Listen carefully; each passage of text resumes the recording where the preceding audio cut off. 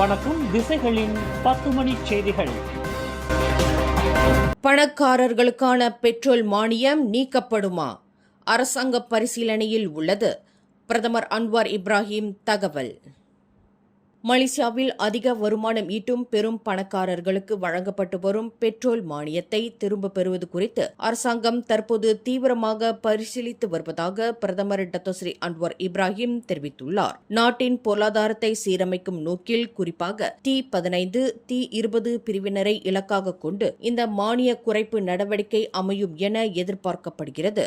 இது தொடர்பான விரிவான பரிந்துரை அறிக்கை ஏற்கனவே சமர்ப்பிக்கப்பட்டு தற்போது அதன் இறுதிக்கட்ட ஆய்வு நடைபெற்று வருவதாக மலாயா பல்கலைக்கழக இந்திய மாணவர்களுடன் நடைபெற்ற சந்திப்பு நிகழ்ச்சியில் பிரதமர் குறிப்பிட்டுள்ளார். அதேவேளையில் இந்த மாற்றத்தினால் நடுத்தர வர்க்கத்தினர் பாதிக்கப்படக்கூடாது என்பதில் அரசாங்கம் மிகவும் கவனமாக இருப்பதாகவும் தகுதியானவர்களுக்கே மானியம் சென்றடைவதை உறுதி செய்யப் போவதாகவும் அவர் உறுதியளித்துள்ளார். பணக்காரர்களுக்கு வழங்கப்படும் இந்த மானியத்தை நிறுத்தி அதன் மூலம் மிஞ்சும் நிதியை ஏழை நடுத்தர மக்களின் நலனுக்காக பயன்படுத்துவதே இத்திட்டத்தின் முக்கிய நோக்கமாகும். உலகளாவிய பொருளாதார சவால்களை எதிர்கொள்ளவும் நாட்டின் நிதி நிலையை பலப்படுத்தவும் இத்தகைய இலக்கு நிர்ணயிக்கப்பட்ட மானிய திட்டம் மிகவும் அவசியம் என்று பொருளாதார வல்லுநர்கள் கருத்து தெரிவித்துள்ளனர்.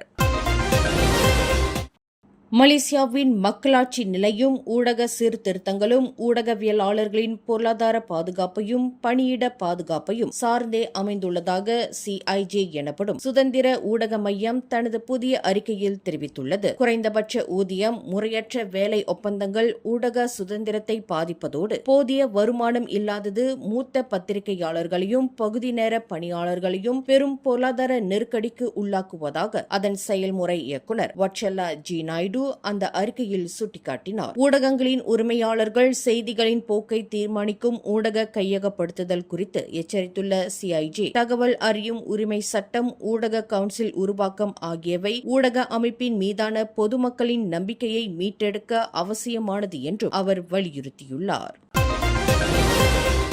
மலேசிய பிரதமர் பதவிக்காலத்தை அதிகப்படியாக 10 ஆண்டுகளாக கட்டுப்படுத்தும் சட்டத்திருத்தம் பிரதமர் டத்தோஸ்ரீ அன்வார் இப்ராஹிமின் நிறுவன சீர்திருத்த கொள்கையின் ஒரு முக்கிய அங்கமாகும் என அமைச்சர் டத்தோஸ்ரீ அசலினா ஒத்மான் தெரிவித்துள்ளார். அதிகார குவிப்பை தடுத்து மக்களாட்சி முறையில் அதிகார பகிர்வை உறுதி செய்ய அன்வார் இப்ராஹிம் இத்தகைய முன்மாதிரியான முடிவை எடுத்துள்ளதாகவும் வரும் ஜூன் மாதம் இச்சட்டம் மூலம் மீண்டும் நாடாளுமன்றத்தில் தாக்கல் செய்யப்படும் என்றும் அவர் குறிப்பிட்டுள்ளார். கடந்த மார்ச் மாதம் வெறும் 2 வாக்குகள் வித்தியாசத்தில் இந்த வரலாற்று சிறப்புமிக்க திருத்தம் நிறைவேறாமல் போன நிலையில் நாட்டின் மக்களாட்சி முறையின் வளர்ச்சிக்காக அனைத்து நாடாளுமன்ற உறுப்பினர்களும் இதற்கு ஆதரவளிக்க வேண்டும் என அவர் அழைப்பு விடுத்துள்ளார்.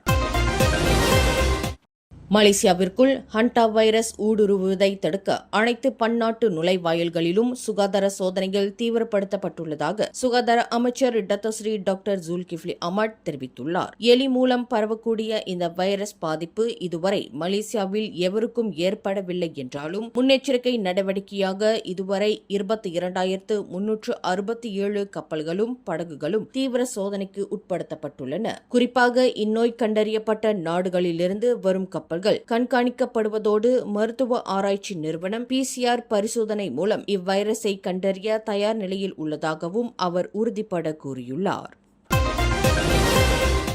பருவநிலை மாற்றம், செயற்கை நுண்ணறிவின் அசுர வளர்ச்சி போன்ற நவீனகால சவால்களை மலேசியா வெற்றிகரமாக எதிர்கொள்ள சுதந்திரமான வலிமையான ஊடகங்கள் மிகவும் அவசியம் என மலேசிய ஊடக மன்றத்தின் துணைத் தலைவர் பிரீமிஷ் சந்திரன் வலியுறுத்தியுள்ளார். அரசாங்கம் மட்டுமின்றி தனியார் நிறுவனங்களின் செயல்பாடுகளையும் கேள்வி கேட்டு சமூகத்தின் நலனை உறுதி செய்வதில் ஊடகவியலாளர்களின் பங்கு முன்பை விட தற்போது மிக முக்கியமானதாக மாறியுள்ளது. தகவல் சுதந்திரத்தையும் மக்களாட்சியையும் காப்பதன் மூலம் மட்டுமே தொழில்நுட்ப மாற்றங்களுக்கும் இயற்கை பேரிடர்களுக்கும் மத்தியில் ஒரு விழிப்புணர்வுள்ள சமூகத்தை உருவாக்க முடியும் என்று சுபாங் ஜெயாவில் நடைபெற்ற ஃபெஸ்டிவல் சொலிடாரிட்டி மீடியா 2026 ஊடக விழாவில் அவர் சுட்டிக்காட்டினார்.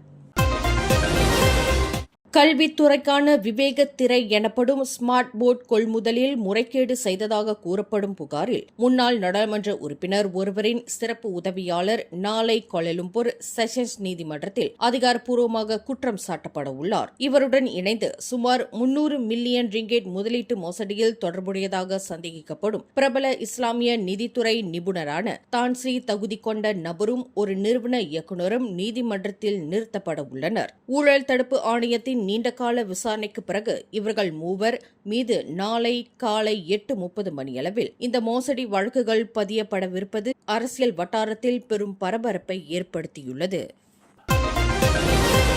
Sunshine Kids, the place where your kids shine, the fastest growing, award-winning, best preschool chain in the town.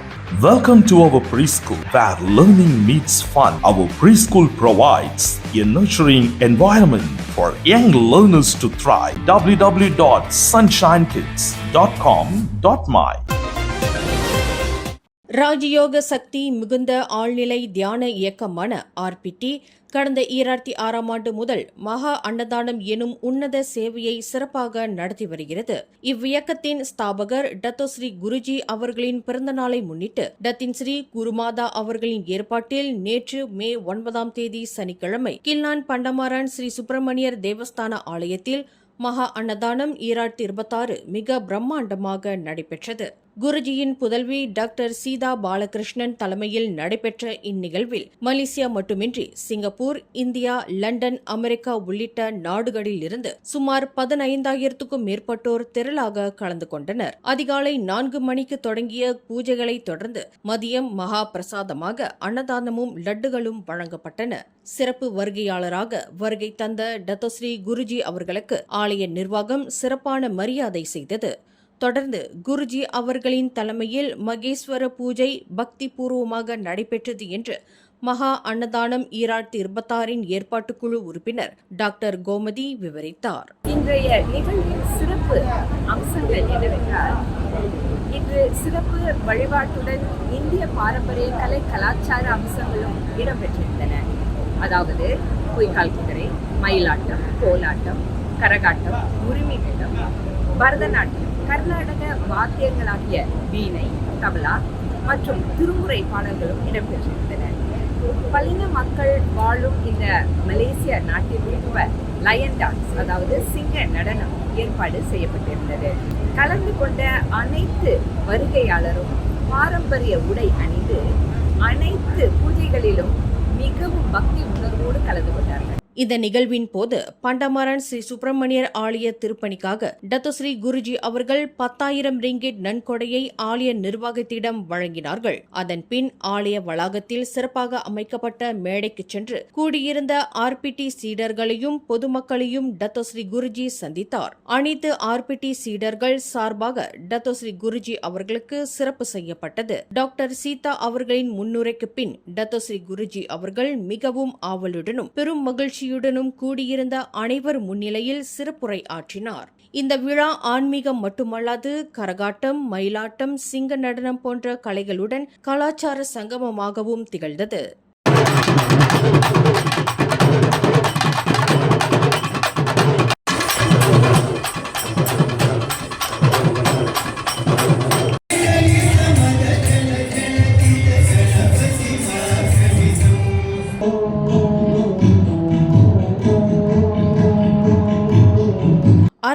மேற்பட்ட RPT தொண்டூழியர்கள் பாதுகாப்பு மற்றும் உணவு பரிமாற்ற பணிகளை சீராக மேற்கொண்டனர். முதியவர்கள் மற்றும் கர்ப்பிணி பெண்களுக்கு தனி இட வசதி செய்யப்பட்டதுடன் 20 மருத்துவர்கள் அடங்கிய மருத்துவ குழுவினர் அவசர சிகிச்சைக்காக தயார் நிலையில் இருந்தனர். சமயம், கலாச்சாரம் மற்றும் குடும்ப ஒற்றுமைக்கு முன்னுதாரணமாக திகழ வேண்டும் என்ற குருஜியின் உயரிய நோக்கத்தை பிரதிபலித்த இந்நிகழ்வு பங்கேற்ற அனைவருக்கும் மிகுந்த மன நிறைவையும் தெய்வீக உணர்வையும் அளித்தது.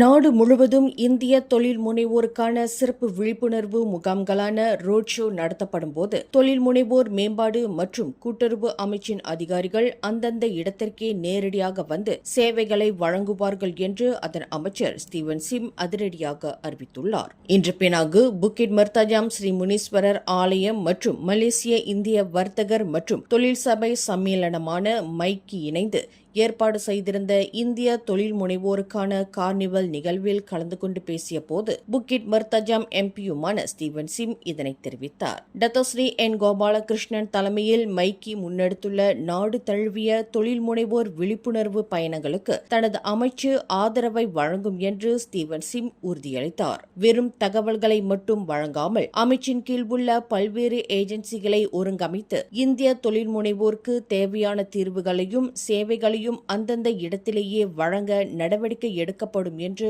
அமைச்சர் குறிப்பிட்டார். இந்த விழிப்புணர்வு முகாம்கள் மாநில அளவில் நடைபெறும் போது தமது நேர அட்டவணைக்கு ஏற்ப தாமும் நேரில் கலந்து கொண்டு இந்திய தொழில் முனைவோருடன் கலந்துரையாட விரும்புவதாக அமைச்சர் தெரிவித்தார். மேலும் இந்திய தொழில் முனைவோரின் வளர்ச்சிக்கு தமது அமைச்சின் கீழ் உள்ள முத்ரா திட்டத்தின் வாயிலாக 220 மில்லியன் ரிங்கெட் நிதி ஒதுக்கீடு செய்யப்பட்டுள்ளதை சுட்டிக்காட்டிய அமைச்சர் ஸ்டீவன் சிம் இந்த வாய்ப்பினை இந்திய சமூகத்தினர் சிறந்த முறையில் பயன்படுத்திக் கொள்ள வேண்டும் என்றும் கேட்டுக்கொண்டார். Keduanya, saya juga telah memberikan update tentang perkembangan mudra ataupun modal usahawan dan rancangan ekonomi India yang telah saya lancarkan baru-baru ini sebagai usaha KUSKOP untuk membantu usahawan dan perniagaan orang India di Malaysia ini.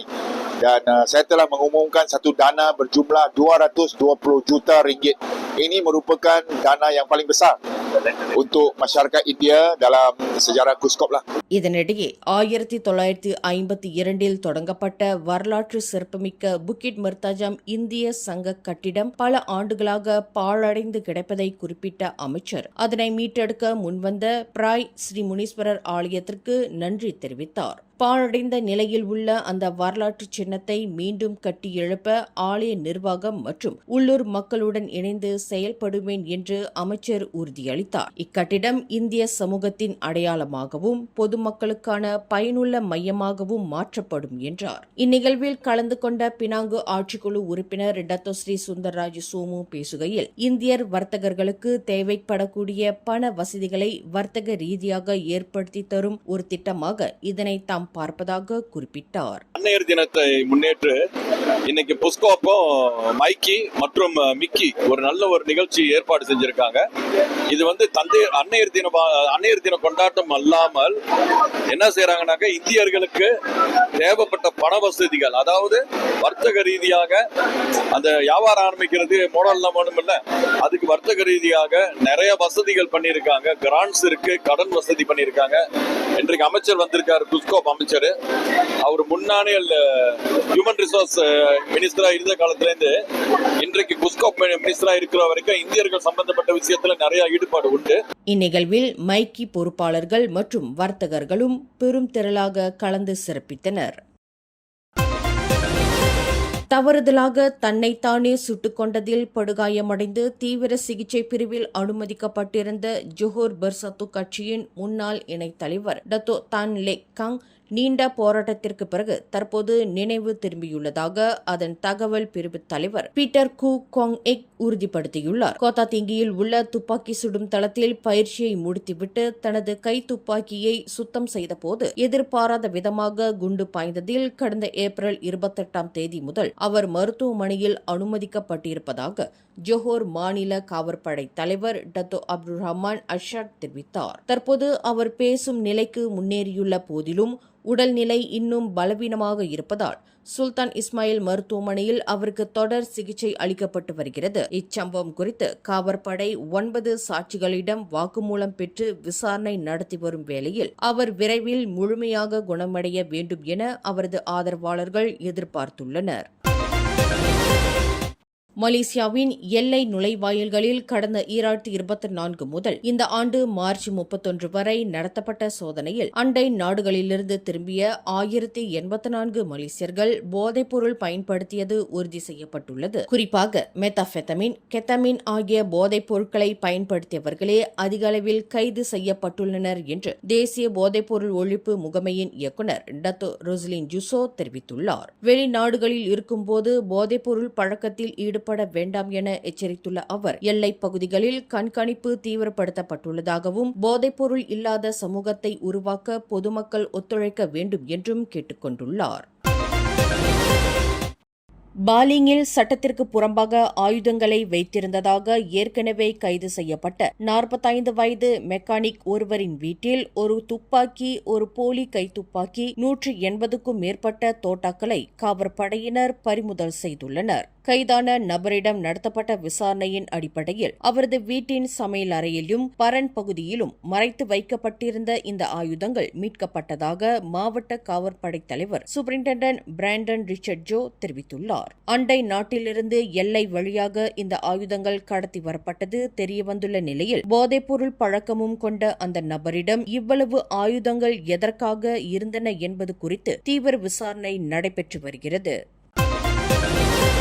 கடந்த March 16 முதல் நடத்தப்பட்ட oops தீரேஸ் 4 புள்ளி சூழியம் ஒருங்கிணைந்த சோதனையில் இதுவரை 23.1 million ringgit மதிப்பிலான diesel, petrol, சமையல் எரிவாயு போன்ற அத்தியாவசிய பொருட்கள் பறிமுதல் செய்யப்பட்டுள்ளதாக உள்நாட்டு வணிகம், வாழ்க்கை செலவின அமைச்சு தெரிவித்துள்ளது. நாடு முழுவதும் மேற்கொள்ளப்பட்ட 42,894 சோதனைகளில் 556 வழக்குகள் பதிவு செய்யப்பட்டு 161 நபர்கள் கைது செய்யப்பட்டுள்ளனர் என்று அதன் செயல்பாட்டு பிரிவு இயக்குநர் டத்தோ அஸ்மான் அடாம் குறிப்பிட்டுள்ளார். குறிப்பாக டீசல் கடத்தலில் சரவா மாநிலமும், பெட்ரோல் முறைகேட்டில் கிளாந்தான் மாநிலமும் முதலிடம் வகிக்கும் நிலையில் எல்லைப் பகுதிகளில் கடத்தலை தடுக்க காவற்படையினருடன் இணைந்து தீவிர கண்காணிப்பு நடவடிக்கைகள் தொடரும் என அவர் எச்சரித்துள்ளார். மேலும் செய்திகளை தெரிந்து கொள்ள கீழே இருக்கும் பெல் பட்டனை அழுத்துங்கள். உங்கள் மகிழ்ச்சியை வெளிப்படுத்த லைக் மற்றும் ஷேர் செய்யுங்கள். தொடர்ந்து திசைகளோடு இணைந்திருக்க சப்ஸ்கிரைப் செய்யுங்கள்.